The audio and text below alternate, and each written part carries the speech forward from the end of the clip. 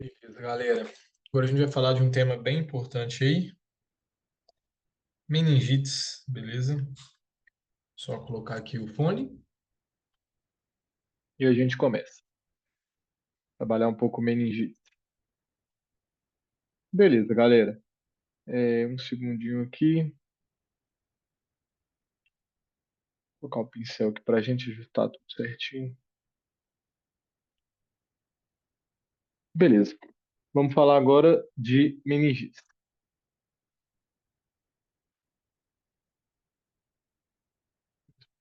Também vou ajustar o pincel aqui e a gente dá play.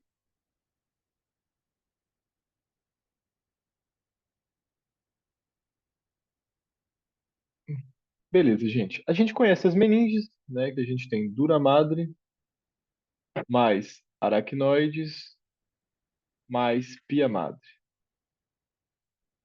né? Então a gente tem essas três meninges, tá? Então, meningite é simplesmente uma infecção com uma inflamação dessas três membranas do sistema nervoso central. Dura madre, que é a mais externa, aracnoide, que é a intermédia, e pia madre, que é a mais cerca do parênquima. Beleza? Então, quando a gente vai falar de meningite, tá? Eu acho que assim, um dos primeiros pontos que a gente tem que ter, uma das primeiras perguntas que a gente tem que fazer é a respeito da etiologia. O que causa a meningite, tá?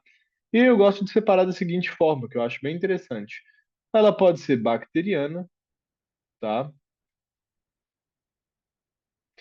Ela pode ser viral, principalmente, tá? Tem uma outra questãozinha que eu vou deixar um pouco quieto aqui, que é a carcinomatose meninge, beleza? E, ops, perdão. E a gente pode pensar em algo mais fúngico? Sim, mas principalmente quando a gente fala de fúngico ou de algum tipo de euminto ou protozoário, a gente vai pensar mais em uma encefalite, beleza? Do que propriamente numa meningite. A principal etiologia da meningite a gente já sabe que é bacteriana, beleza? Agora a gente também tem que se perguntar quais são as bactérias que possivelmente ocasionariam uma meningite, beleza? A gente tem então principalmente o meningococo, que seria a Neisseria meningitidis.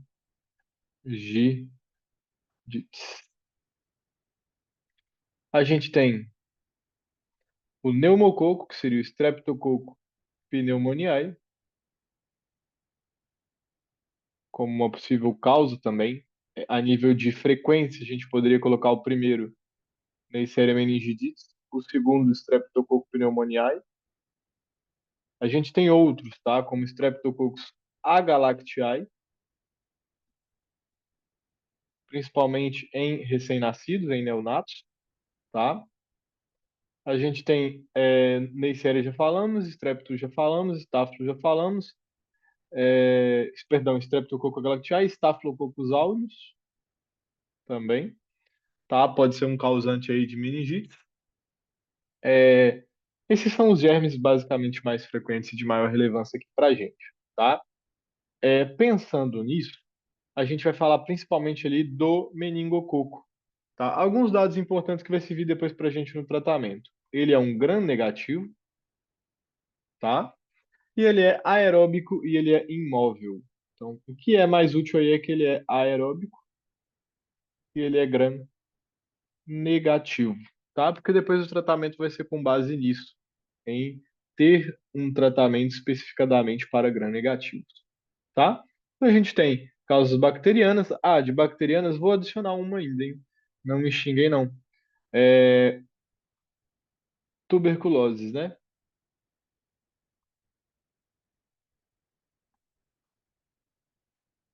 Tá? Micobacterium. Beleza? Então, tuberculose também pode ser uma causa bacteriana de meningites. Beleza? Então, etiologicamente, vários germes, diferentes tipos de germes podem causar uma meningite. Claro que eu vou ter que diferenciar uma meningite bacteriana de uma viral, por exemplo, de uma tuberculósica, por exemplo. Primeiro que a causa viral tem maior transmissibilidade, então por aí eu vou ter que deixar o indivíduo isolado por mais tempo, e a bacteriana, a gente vai ver que tem outras, não clínicas, tá? Mas tem outras características quando a gente vai fazer o diagnóstico ali que dá para identificar. Aí eu vou ensinar vocês como a gente diagnostica diferentes etiologias, beleza? Clinicamente, né, vamos falar de clínica, daqui a pouco eu vou com a parte do exame físico. Clinicamente, a gente pode ver um paciente com uma diminuição da pressão arterial. Deixa eu só corrigir aqui, que eu estava colocando ali. Diminuição da hipertensão não tem como, né? Diminuição da PA, então diminuição da pressão arterial, tá? A gente pode ver um paciente com aumento da frequência cardíaca, que é um quê? Um sinal, por exemplo, de febre. É um sinal indireto de febre, né? Um equivalente febril. Então a gente pode ter presença de febre, cefaleia, vômito. Esse vômito é muito descrito aí nos livros, vômito em chorro, né? Ou seja, um vômito abrupto, grosseiro, tá? De um volume muito alto, mas na verdade, vômito, beleza? Nem sempre está presente esse vômito em chorro, não, tá? Irritabilidade, principalmente em neonatos, né? Porque, por exemplo, se tem um paciente pediátrico menor a 2 anos que está muito irritado, com muito choro, se movimentando muito, a gente tem que descartar que não seja uma meningite, através da irritabilidade, tá? O paciente pode apresentar isso depois do exame físico, depois eu vou com essa parte de rigidez de nuca, tá? Vamos primeiro com essa parte mais clínica mesmo. Ele pode apresentar fotofobia, tá? Ele pode apresentar letargia, né? O paciente pode apresentar convulsão, tá? E uma parte interessante, gente, que ele pode ter um rash petequial purpúrico, tá? Ou, por exemplo, um rash maculopapular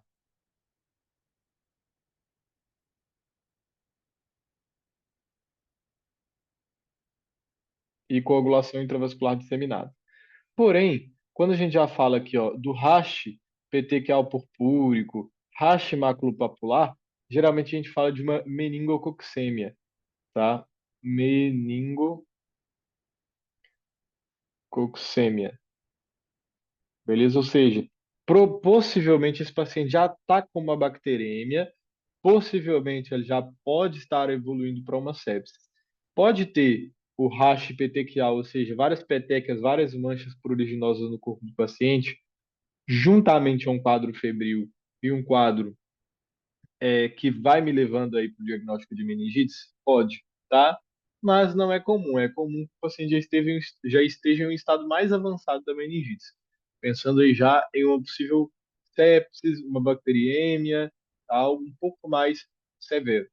Então, pensando clinicamente, a gente tem essas características que eu coloquei na telinha para vocês. Beleza? Então, olha lá, ó, diminuição da pressão arterial, aumento da frequência cardíaca, febre, ou, por exemplo, calafrio, né? Cefaleia, vômito, irritabilidade, fotofobia, letargia, convulsão, os dois rachas, né? Tanto maculopapular, tá? Por exemplo, padrão sífilis, porém bem, bem eritematoso mesmo, e o petequial purpúrico, tá? Que também o próprio nome já diz, formando aí a meningococcemia, tá? Uma infecção mais abrupta, do, por assim dizer, do paciente.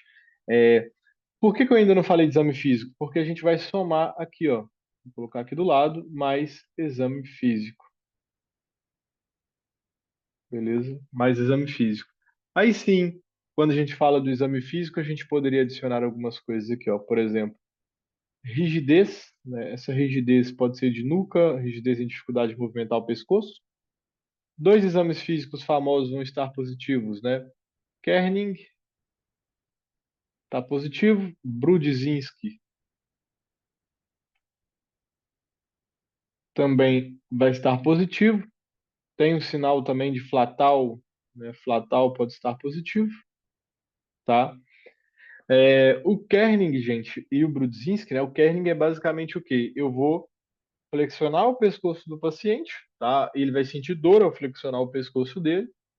E o Brudzinski, basicamente, quando eu flexiono as pernas, ele sente dor, ou quando eu flexiono, por exemplo, a cabeça, ele acaba flexionando o joelho também.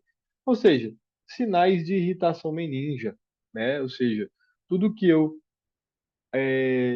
faça com o paciente no exame físico que aumente ou que amplie um pouco, por assim dizer, o movimento da coluna vertebral e com isso o movimento da medula espinal, isso vai causar uma certa irritação, que a gente chama de irritação meningia, tá?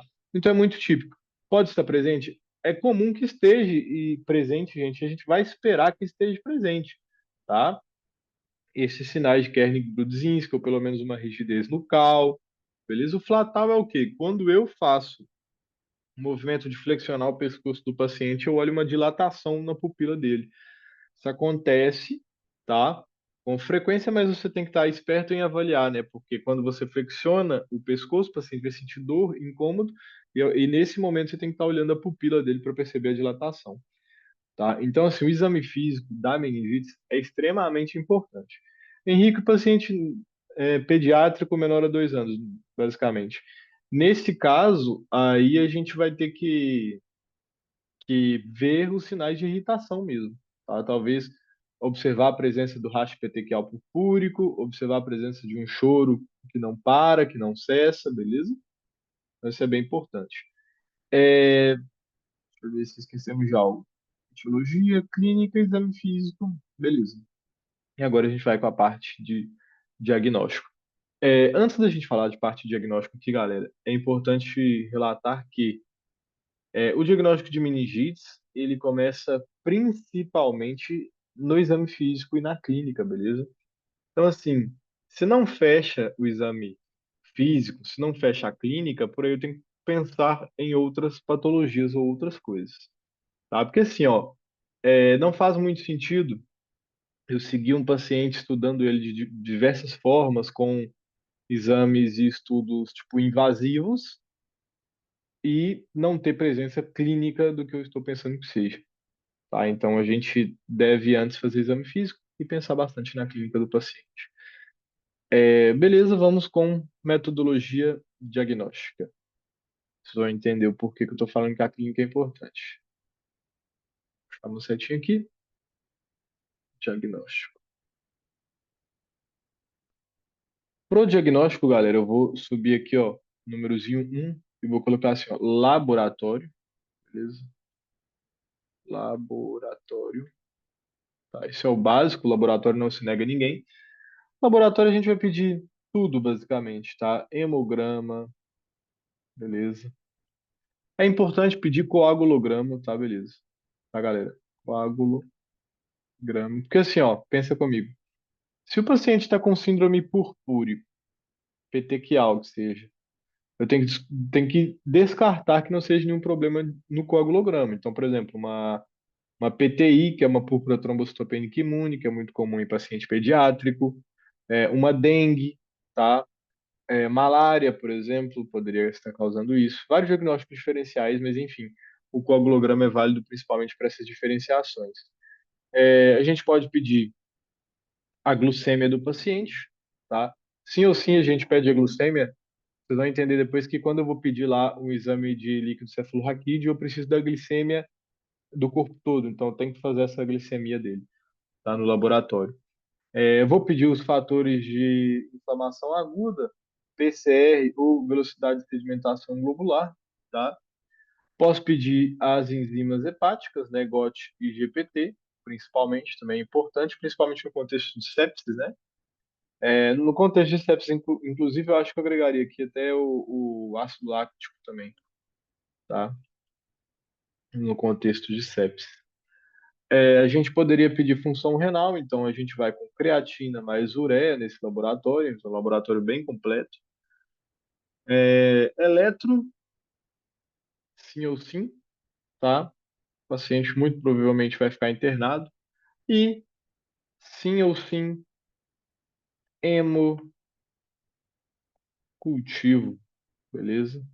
Então eu vou ter que hemocultivar esse paciente.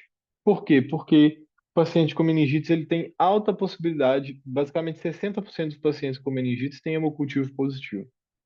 tá? Então, isso muda muito o parâmetro, porque esse paciente pode desenvolver a partir daí uma sepsis, beleza? Então, esses são os parâmetros de laboratório que eu acho interessante da gente pedir. Estão todos aí, tá? Deixa eu só apagar essa parte de clínica, que a gente já viu. Etiologia,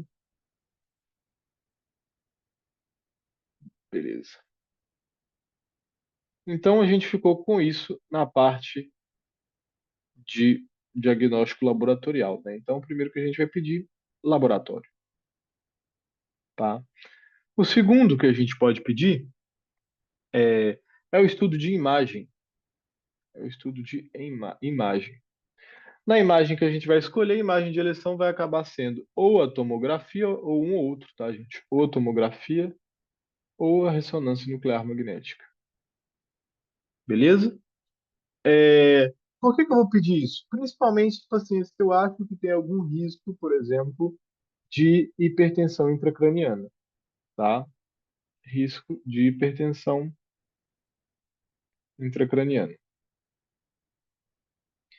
Porque se eu vejo um ventrículo extremamente dilatado, se eu vejo o cérebro extremamente edematizado, ou então se por aí eu acabo fazendo a imagem, vejo nitidamente uma possível infecção por toxoplasma, onde a gente consegue observar na tomografia, ou então uma hemorragia subaracnoide, um hematoma epidural, subdural, são todos diagnósticos diferenciais também com meningites, tá? Então a tomografia é de boa conduta, caso exista, né, a tomografia onde a gente esteja trabalhando, tá? Caso não exista, a gente vai diretamente para uma outra abordagem que é mais empírica mesmo, diretamente ao tratamento, tá?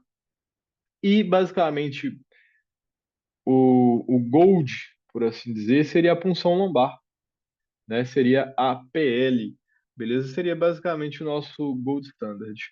No caso da PL, vou buscar aqui para vocês rapidinho, vou colocar as contraindicações que eu acho bem relevante aqui para gente saber as contraindicações absolutas de punção lombar, tá? Então vou colocar aqui, ó, contraindicações de punção lombar, tá? Coagulopatia, aí vocês entendem por que lá que eu pedi o coágulo, o coagulograma. Plaquetopenia, tá? Ou seja, o paciente está com as plaquetas ali menor a 150 mil, né? Eu vou evitar fazer a punção lombar, ou pelo menos fazer reposição de plaquetas e depois a punção lombar, tá? Infecção no sítio cirúrgico, na verdade, no sítio de punção, né? Sítio de punção também é uma contraindicação absoluta, tá? E lembrando que esse líquido aqui, ó, que a gente fez a punção lombar, ele deve ser enviado à celularidade, ele deve ser enviado à bioquímica e deve ser enviado à bacterioscopia, beleza? Então, o líquido que a gente fez a punção ali, ó, deve ser enviado para esses três locais aqui. Deve ser pedido ali tanto a avaliação de celularidade, quanto de bioquímica, quanto a bacterioscopia, tá? O cultivo do líquido cefalorraquídeo, basicamente. Beleza? Então, o gold standard fica sendo para a gente a punção lombar, com suas devidas contraindicações de vermelho, e para onde a gente vai enviar tá aí com o númerozinho 1, 2 e 3. Celularidade, bioquímica e bacterioscopia. Beleza? Então, tá aí para a gente a importância da punção lombar. Agora, né, vamos ao que interessa. Vou apagar isso daí para a gente, porque a gente vai entender um conceito novo agora. Que é o que realmente é cobrado bastante de vocês, principalmente prova oral e prova escrita. E é uma questão que a gente tem que saber sim ou sim, tá? Que é o líquido cefalorraquídeo. Então, o primeiro passo foi realizar a PL, beleza? Você realizou a PL, mandou lá para os três lugares, né? Citologia, bacterioscopia e celularidade, tá? Por que celularidade? Porque pode ser que tem uma carcinomatose meninge, um câncer, um tumor, uma metástase meninge. Então, celularidade vai ver células tumorais aí. Então, a gente tem que mandar obrigatoriamente. E poderia ser uma causa de meningite. Tá? Então, a gente acaba mandando para celularidade, para bacterioscopia e para bioquímica. Bioquímica porque vocês vão entender agora o que que a gente tem que saber. Tá? Quando a gente faz a punção lombar, que vem o líquido cefalorraquídeo, a gente tem que prestar atenção em algumas coisas. O aspecto, a cor, a glucosa, a proteína. Proteína eu vou desenhar dessa forma aí, que é o símbolo da proteína, é o pi. Celularidade e cultura, por assim dizer, né? Ou cultivo. Beleza. O que que a gente tem que saber? Que normalmente, eu vou colocar aqui para a gente para ficar mais fácil. Normal. Normalmente, a gente tem um aspecto límpido, com aquela cor do líquido cefalorraquídeo, que é cristal de roca, cor cristal de roca, beleza? Ou basicamente incolor, tá? A glicose dele geralmente é maior a 40, já vou explicar isso daqui. A proteína normal é cerca de 40. A celularidade basicamente não tem células, vai de 0 a 4. E, obviamente, a cultura vai ser negativa. Isso é um líquido normal, beleza? Aí entra um detalhe aqui. A glicose, vou puxar uma setinha amarela ali, deixa eu ver se vai dar para enxergar. A glicose, tá? Ela geralmente vai ser 50%, o valor normal dela geralmente é 50% da glicemia do paciente. Então, por exemplo, tá? Se o paciente tem uma glicemia de 120, a glucorráquia que a gente chama, que é a glicose do líquido cefalorraquídeo, tem que ser 50% dessa glicose. Então, se ele tem 120 no sangue periférico, ele tem que ter 60 ali no líquido cefalorraquídeo. Então, é importante evidenciar isso daí. Beleza. Dito isso, vamos aos patológicos, tá? Então, a gente tem, por exemplo, uma infecção bacteriana.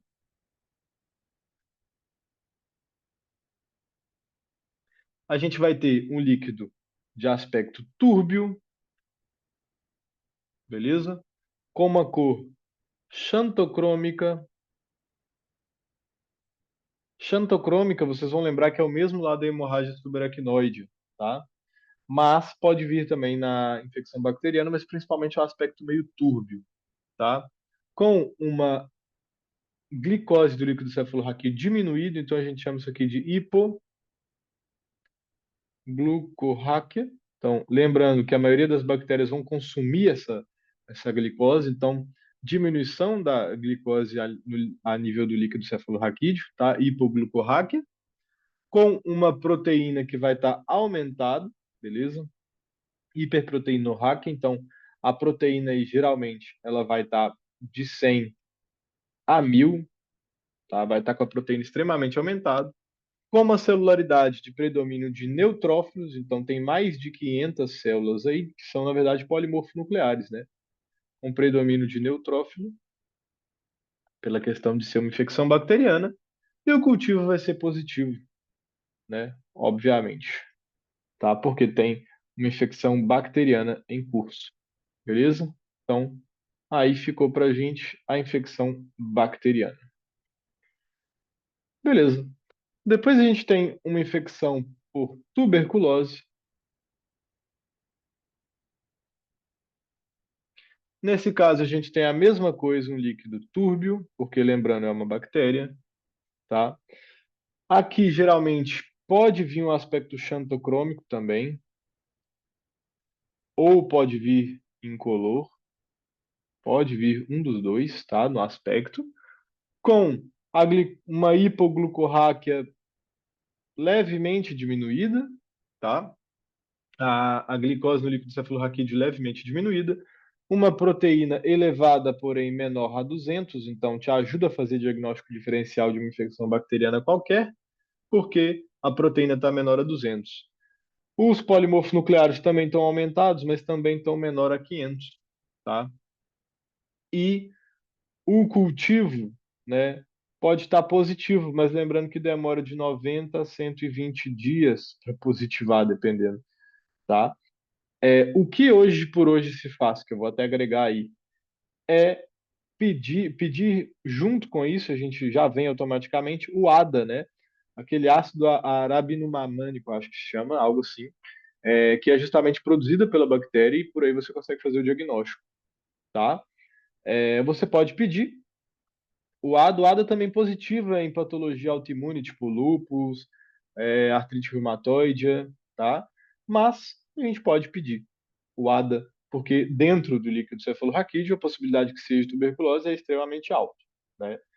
Então, aí a gente tem as características do líquido cefalorraquídeo em uma infecção, por exemplo, por tuberculose, tá? Depois a gente tem, finalmente, uma infecção de etiologia viral, por exemplo, beleza?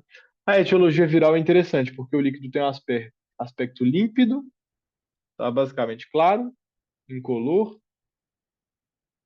não tem nenhum aspecto anormal, a glicose está normal, a proteína está aumentada, porém menor a 100, tá? Ou seja, é difícil diagnóstico de vírus, viu, gente? Os polimorfos nucleares menor a 500 e o cultivo está negativo, olha que interessante. Mas ele tem clínica, né?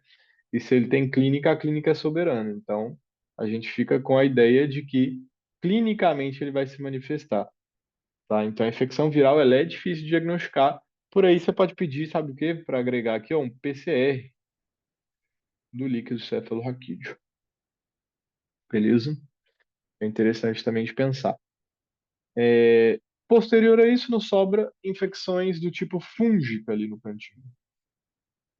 Fúngica, tá? Fúngica geralmente é a mesma coisa, límpido, aspecto mais límpido, aspecto incolor, com a glucorraquia pouco diminuída, não algo muito significativo, com proteína menor a 200, celularidade menor a 500 e com a diferença aqui é que pode positivar o cultivo, demora um pouco, mais ou menos 30 dias aqui para positivar esse cultivo da infecção fúngica, basicamente, tá? É, beleza. Vou colocar um detalhe aqui para vocês. A fúngica, eu vou pensar muito em imunossuprimido,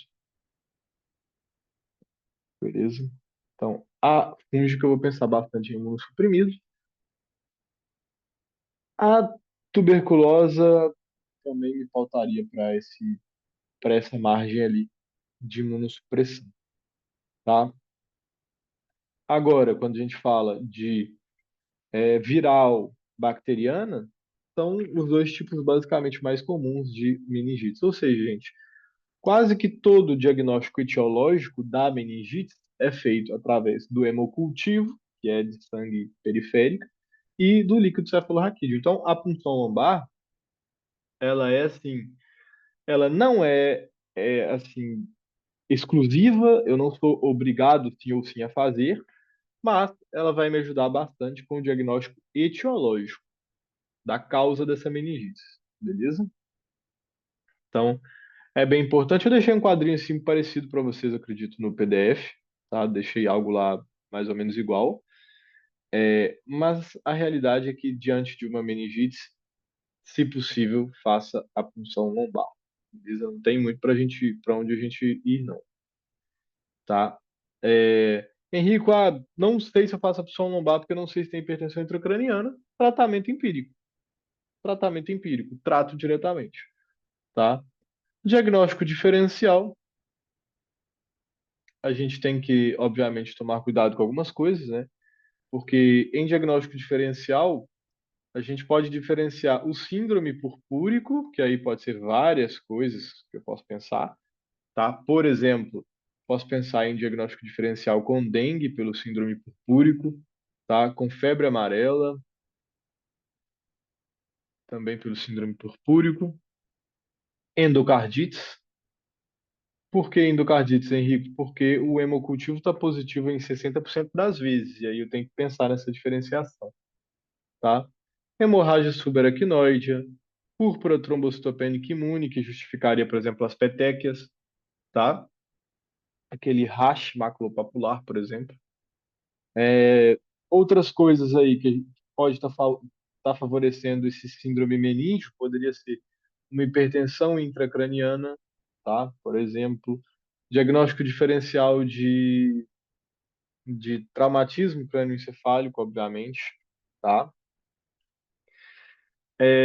Um AVC que está, por exemplo, ocasionando um síndrome meníngeo, pode acontecer? Pode, principalmente AVC hemorrágico e com hipertensão intracraniana, tá?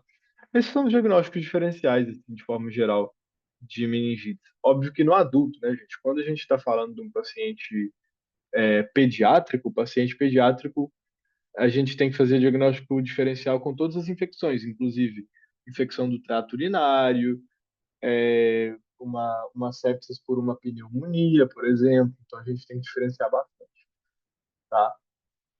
Lembrando que a grande maioria desses pacientes podem evoluir para uma sepsis, né? Então a gente tem que ver o Glasgow do paciente, a gente tem que ver o lactato, a gente tem que ver se ele tem presença de febre ou taquicardia. Então, assim, ó, febre, taquicardia, hipotenso com Glasgow reduzido, já meio que fecha o Quick SOFA.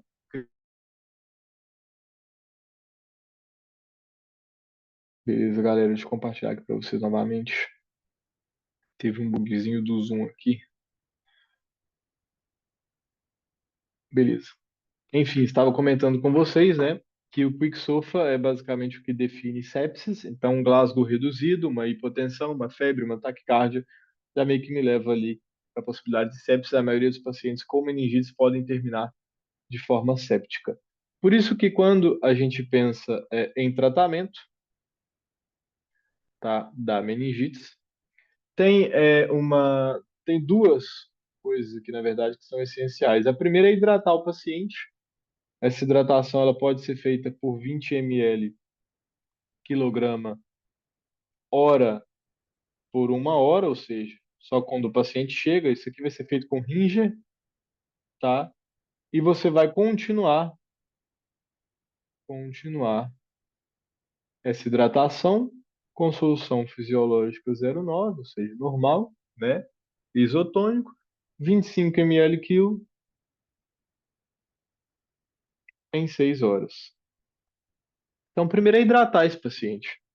Beleza? Hidrata bem na primeira hora e depois segue a manutenção, 25 ml quilo cada 6 horas, depois 25 ml quilo cada 8 horas. E o fármaco de escolha aqui, o número um, top de linha, é ceftriaxona. Cobre bem gram positivo, cobre bem gram negativo, tem bom espectro, tá? A dose dela é 2 gramas cada 12 horas, tá? Cada 12 horas.